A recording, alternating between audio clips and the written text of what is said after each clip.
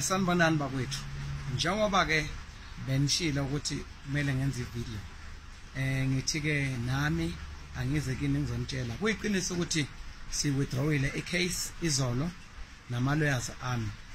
Ukuwithdraw ka case ke kusho ukuthi ke Ukhozi FM ngeke liphinde limemezele iTop 10 le ka 2019 noma limemezele imphumela leyo Top 10 ngoba lokho kuyinto yethu kusase intellectual property yethu.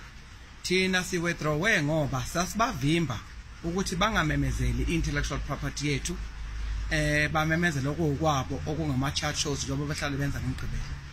Lokho kusho ukuthi kusho ukuthi ke bonke abavotile kunenonke envotile seningakwazi ukuthi manje niye ku Ukhozi FM niyofuna izimali zenu ngoba manje bekuvinje ukuthi inkantolo yiyo ebebambile ukuthi into mayesenkantolo asikwazi ukukhuluma ngayo.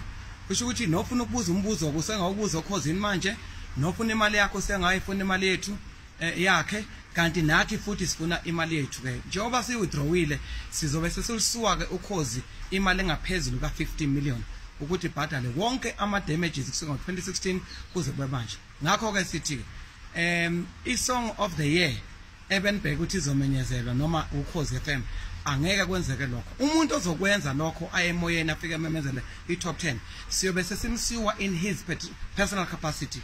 Kungaba mhlawumbe station manager noma kungaba programs manager. Leyo mali esobe semsiwa uzoyibhadala yena ngokwakho ngoba lokho kuyobe sekuwuntshontsha. Okwamanje njengoba seme la iconcept eyasayinelwa uSABC ayikakashintshi namanje abayisana ngo2016.